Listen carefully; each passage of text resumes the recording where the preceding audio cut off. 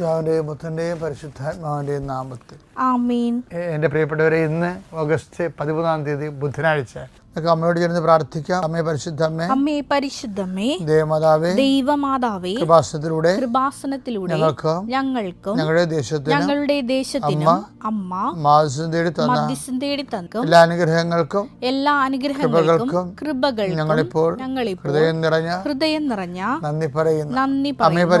അമ്മേ പരിശുദ്ധമേ, ദൈവമാതാവേ, 2004 ഡിസംബർ 7 ഉച്ചകഴിഞ്ഞ് 2:30 കൃപാസനത്തിൽ സംഭവിച്ച അമ്മയുടെ പ്രത്യക്ഷപ്പെടലിനെ കുറിച്ച് തിരുസഭയ്ക്ക് സമർപ്പിച്ചിരിക്കുന്ന പഠനരേഖകളുടെ മേൽ സഭാത്മകമായ പഠനം ആരംഭിക്കുവാൻ ഞങ്ങൾ പ്രാർത്ഥിക്കുന്നു. അമ്മേ പരിശുദ്ധമേ, ഭൂസ്വർലോകങ്ങളുടെ രാജ്ഞിയായ അങ്ങേയ്ക്ക് ഭൗമ സംരക്ഷണത്തിനായി പ്രപഞ്ച പ്രകൃതിയെ തന്നെ തിരുസഭ പ്രതിഷ്ഠിക്കുവാൻ ഈ പ്രത്യക്ഷീകരണം വഴി ഇടയാക്കണമേ. പരിശുദ്ധമ്മേ, ജപമാല മാതാവേ, സകല കൃപാസനം പ്രാർത്ഥനകളോടും ചേർത്ത് ഞങ്ങളിപ്പോൾ പ്രാർത്ഥിക്കുന്ന ഈ കുടുംബത്തിന്റെ പ്രത്യേക നിയോഗം. മക്കളെ,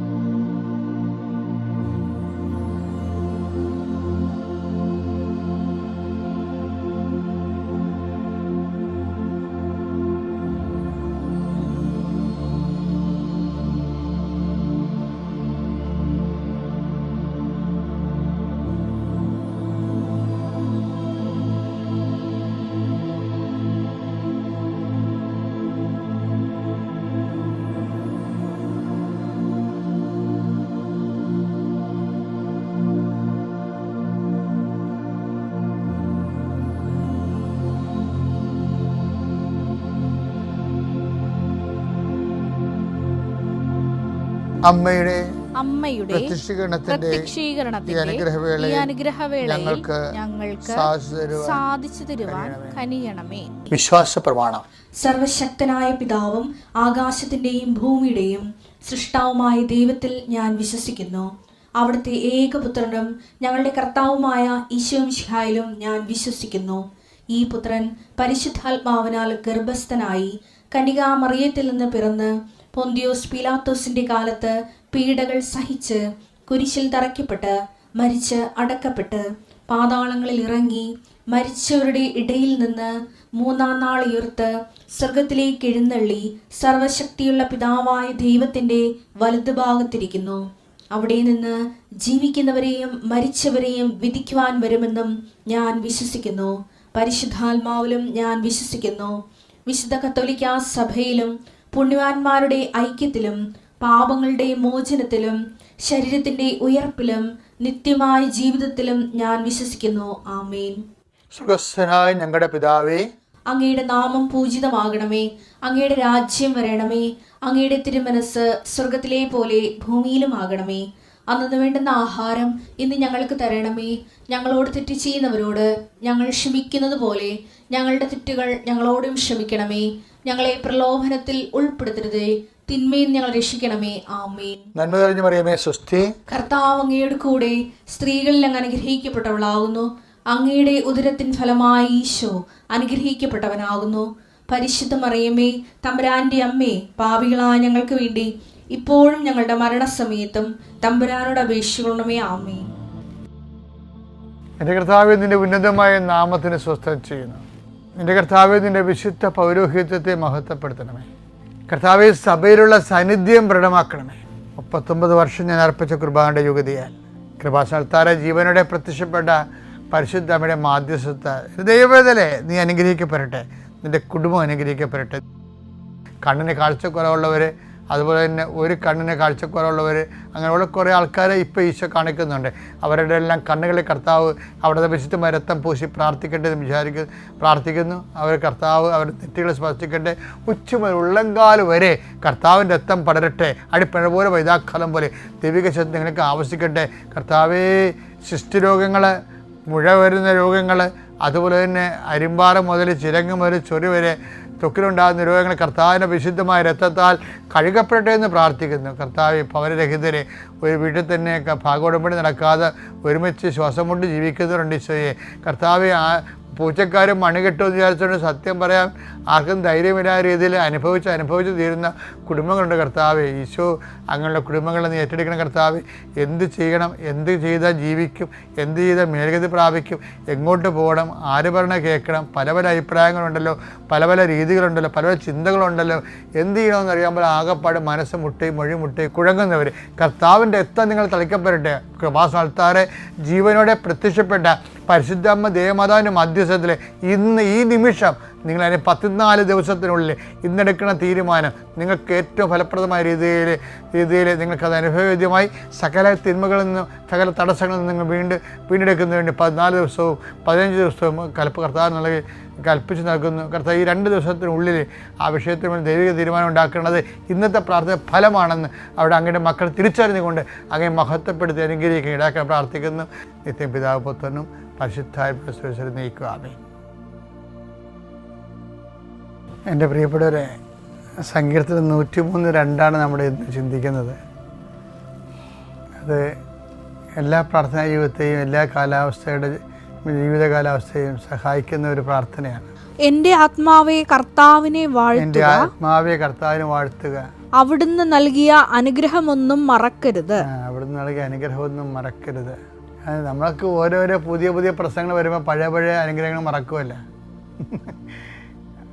പുതിയ പുതിയ പ്രശ്നങ്ങൾ വരുമ്പോൾ നമ്മൾ പഴയ അനുഗ്രഹങ്ങളാണ് ഓർക്കേണ്ടത്. എന്താ കാര്യം? ഈശോ പറഞ്ഞില്ലേ, 5 അപ്പം 5000 പേർക്ക് തീറ്റിപ്പോറ്റിയപ്പോൾ എത്ര കുട്ട നിറയെ ശേഖരിച്ചു. അപ്പമില്ലാത്തതിനെക്കുറിച്ച് നിങ്ങൾ എന്ത് ഉത്കണ്ഠപ്പെടുന്നു? പുതിയ പ്രശ്നങ്ങൾ വരുമ്പോൾ ഈശോ എന്താ പറഞ്ഞത്? പഴയ കാര്യം ഓർക്കാൻ, പഴയ അനുഗ്രഹങ്ങൾ ഓർക്കാൻ. എപ്പോഴും നമ്മൾ ചെയ്യേണ്ട ഇതാണ്. പുതിയ അനുഗ്രഹങ്ങൾ വരുമ്പോൾ ആൾക്കാർ ചെയ്യണത് എന്താ? പുതിയ പ്രശ്നങ്ങൾ വരുമ്പോൾ ആൾക്കാർ എന്താ ചെയ്യേണ്ടത്? പഴയ കാര്യങ്ങൾ മറന്നു കളയും.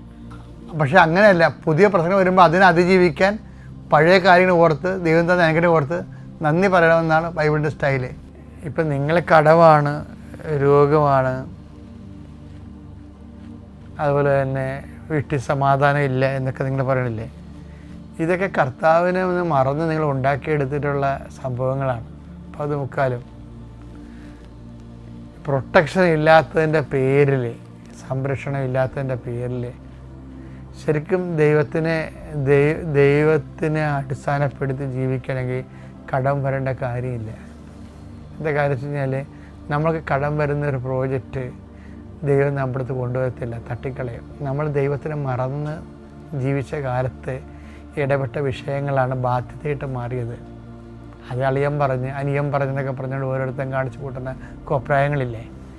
അത് ആരുടെയെങ്കിലും ആലോചന ഉണ്ട്. അത് അളിയൻ്റെ അനിയൻ്റെ നാട്ടുകാരുടെയൊക്കെ ആലോചനയല്ലേ? 2004 അമ്മ പ്രത്യക്ഷപ്പെട്ട ദിവസമില്ലേ? അമ്മ പ്രത്യക്ഷപ്പെട്ട കാലത്ത് തന്നെ അമ്മ ഉടമ്പടി തന്നായിരുന്നു. എനിക്ക് മനസ്സിലായില്ലെന്നേ ഉള്ളൂ. അമ്മ ഈ പ്രത്യക്ഷണത്തിൻ്റെ ഭാഗമായിട്ട് അത് 2004 തന്നെ 10 കൊല്ലം കഴിഞ്ഞാണ്, 10-12 കൊല്ലം കഴിഞ്ഞാണ് ഇന്ന് കാണുന്ന ഉടമ്പടിയിലേക്ക് വന്നത്. അമ്മ പ്രത്യക്ഷപ്പെട്ട ആ ഒരു മാസം തന്നെ അമ്മ ഉടമ്പടി തന്നായിരുന്നു നമുക്ക്. അതായത് ഞാൻ എന്ത് ചെയ്യുന്നറിയാമോ? ആ 2004 മനക്കോടം ഫൊറോണ പള്ളി ഇരിക്കേ, അത് ഫൊറോണ വികാരിയാണ്. അപ്പോൾ അന്ന് പ്രത്യക്ഷപ്പെട്ട ആ പള്ളിയിലാണ് അമ്മ പ്രത്യക്ഷപ്പെട്ട കാലത്ത്, കൃപാസനത്തിൽ പ്രത്യക്ഷപ്പെട്ട സമയത്ത് സർവീസ് കഴിഞ്ഞ് ഞാൻ ആ പള്ളിയിലോട്ടാണ് പോകണത്. ഞാനൊരു ആഴ്ചയിൽ ഒരു പ്രാവശ്യമൊക്കെ കൃപാസനത്തിൽ വരത്തുള്ളായിരുന്നു. ചിലപ്പോൾ 2 ആഴ്ച കൂടുമ്പോഴേ ഞാൻ കൃപാസനത്തിൽ വരത്തുള്ളായിരുന്നു. അന്ന് പള്ളിയിലായിരുന്നു മുഴുവനും. അപ്പോൾ അമ്മ പ്രത്യക്ഷപ്പെട്ടത് ഇങ്ങനെ കൃപാസനത്തിൽ വന്നുകൊണ്ടിരിക്കുന്ന കാലത്താണ്. ഇങ്ങനെ 2 ആഴ്ച കൂടുമ്പോൾ കൃപാസനത്തിൽ വന്നിരിക്കുന്ന സമയത്ത് ഒരു ശുശ്രൂഷ ഉണ്ട്. ആദ്യവാഴ്ച അതാണ് മെയിൻ ശുശ്രൂഷ. ആദ്യവാഴ്ച ഉള്ളു. അതിന് വന്നുകൊണ്ടിരിക്കുന്ന കാലത്ത് ശുശ്രൂഷ കഴിഞ്ഞ് നാട്ടിൽ പോയി കഴിഞ്ഞപ്പോൾ, പള്ളിയിൽ പോയി കഴിഞ്ഞപ്പോൾ ഒരു പ്രാവശ്യം എൻ്റെ മനസ്സിൽ ഒരു ആശയം പരിശുദ്ധാത്മാവ് എന്ന് വെച്ച് കഴിഞ്ഞാൽ, നീ 41 ദിവസം ജനങ്ങളുടെ കണ്ണുനീര് സർക്കാർ വെച്ച് പൂട്ടാൻ പറഞ്ഞു. അപ്പോൾ ഞാൻ അത് ഈ 2004 അമ്മ പ്രത്യക്ഷപ്പെട്ട ആ മാസമാണ്. നീ ജനങ്ങളുടെ കണ്ണുനീര് കർത്താവിൻ്റെ അടുത്ത് വെച്ച് പൂട്ടാൻ പറഞ്ഞു. അപ്പോൾ ഞാൻ എന്ത് ചോദിച്ചാൽ, ആൾക്കാർ എൻ്റെ അടുത്ത് വരുമ്പോൾ ഞാൻ അവർ കടമാണ്, കല്യാണം വെക്കണില്ല, കർത്താവെ സഹായിക്കണമെന്ന് ഇങ്ങനെ എഴുതും. എഴുതിയിട്ട് അങ്ങനെ ഒരു ദിവസം 10-20 പേരുടെ അല്ലെങ്കിൽ 10-5 പേരുടെ ഏറ്റവും ടോപ്പ് സീരിയസ് ആയിട്ടുള്ള കാര്യങ്ങൾ എഴുതിയിട്ട് ഞാൻ സക്രാരി വെച്ച് പൂട്ടും. എന്നിട്ട് ഞാൻ ഇടക്കും തലക്കുമൊക്കെ കർത്താവിനെ കാണാൻ ചെല്ലുന്ന സമയത്ത് അവിടെ മുട്ട നിന്നുകൊണ്ട് ഞാൻ സക്രാരി വെച്ച് പൂട്ടിയിരിക്കുന്ന കാര്യങ്ങളെക്കുറിച്ച് കർത്താവിനോട് സംസാരിക്കും. അവരൊക്കെ എന്നോട് വന്നിട്ട് വല്ലാതെ വിഷമിച്ച് പോയിരിക്കൊണ്ട് അവർ തിരിച്ചു വരുമ്പോൾ അവർക്ക് ആശ്വാസം ഉണ്ടാകണം, എല്ലാം നിൻ്റെ അടുത്ത് ഞാൻ വെച്ചിട്ടുണ്ട് എന്ന് പറഞ്ഞ് പൂട്ടും. എൻ്റെ അമ്മേ, ഞങ്ങൾക്ക് എൻ്റെ ഒരു സീനിയർ അച്ഛനുണ്ടായിരുന്നു. അപ്പോൾ കൊച്ചിക്കാരൻ അച്ഛൻ ഇപ്പോഴും ജീവിച്ചിരിപ്പുണ്ട്. ഈ കൃപാസനം തന്നെ ഇവിടെ തുടങ്ങാൻ കാരണം അച്ഛനിലൂടെ കർത്താവ് പ്രവർത്തിച്ചതാണ്. ഞാൻ കടലോരത്ത് സ്ഥലം തിരക്കി കിടക്കുന്ന സമയത്ത് ഈ അച്ഛൻ എനിക്ക് ഒരു കത്തെഴുതി, ജോസഫ്, സ്ഥലം നിങ്ങൾ കടലോരത്ത് അന്വേഷിക്കുന്നുണ്ട്, കർത്താവ് അവിടെയല്ലേ നിങ്ങൾക്ക് സ്ഥലം തരാൻ പോണത്, നാഷണൽ ഹൈവേയിലാണെന്ന്. പിന്നെ ഞാൻ കടലോര സ്ഥലം അന്വേഷിച്ച് നിർത്തി. പിന്നെ ഒരു 2 കൊല്ലം കഴിഞ്ഞപ്പോൾ ഇവിടുന്ന് ഒരു സന്യാസി പാപം ഫ്രാൻസിസ് ബ്രദർ എന്നെ വന്നിട്ട് പറഞ്ഞ് എൻ്റെ സ്ഥലം അച്ഛന് തരാം, കുറച്ച് സ്ഥലം അച്ഛൻ വിലക്കെടുക്കണമെന്ന് പറഞ്ഞു. അങ്ങനെ ഞാൻ കുറച്ച് സ്ഥലം വിലക്ക് കൊടുത്ത്, അപ്പോൾ അതെല്ലാം അപ്പോൾ ഈ അച്ഛൻ അത് 2004 97-ലാണ് അച്ഛൻ 96-ലാണ് അച്ഛൻ എനിക്ക് കത്തെഴുതിയത്. എനിക്ക് സ്ഥലം കിട്ടുന്നത് 97-ലാണ്. അപ്പോൾ അച്ഛൻ അപ്പോഴേ ലൈനിലുണ്ട്.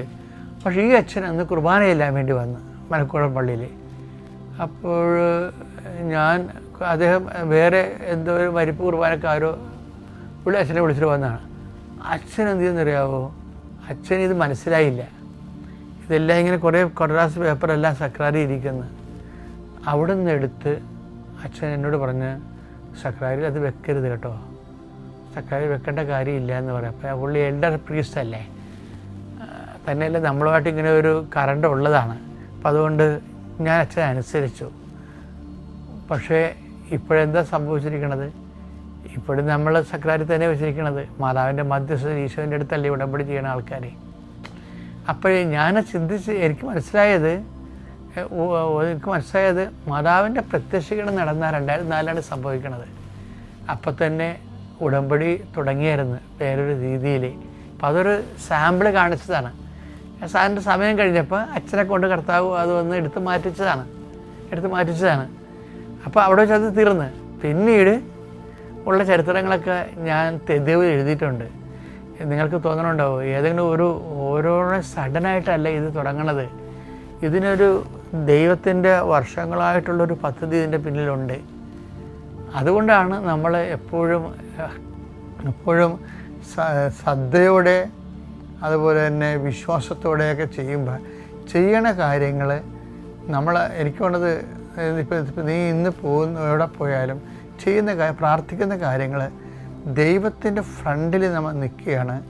ഒരു പേഴ്സൺ ടു പേഴ്സൺ ഇൻട്രാക്ഷൻ്റെ രീതിയിൽ ഇൻറ്റിമസിയോടുകൂടി ആദമ്യമായ ദൈവസ്നേഹത്തോടെയാണ്, ദൈവ സാന്നിധ്യ ബോധത്തോടെയാണ് പതുക്കെ എല്ലാ കാര്യങ്ങളും ചെയ്യുകയും നടക്കാത്ത കാര്യങ്ങൾക്ക് ആമേൻ പറയുകയും ചെയ്യേണ്ടത്.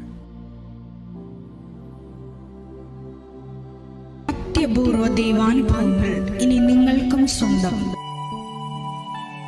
ഈ യൂട്യൂബ് ചാനൽ ഇതുവരെ സബ്സ്ക്രൈബ് ചെയ്തിട്ടില്ലെങ്കിൽ ഇപ്പോൾ തന്നെ സബ്സ്ക്രൈബ് ചെയ്യുക. ഈ വീഡിയോ ഇപ്പോൾ തന്നെ നിങ്ങളുടെ സുഹൃത്തുക്കൾക്ക് ഷെയർ ചെയ്തുകൊണ്ട് കർത്താവിൻ്റെ പ്രേക്ഷിതരാകുക.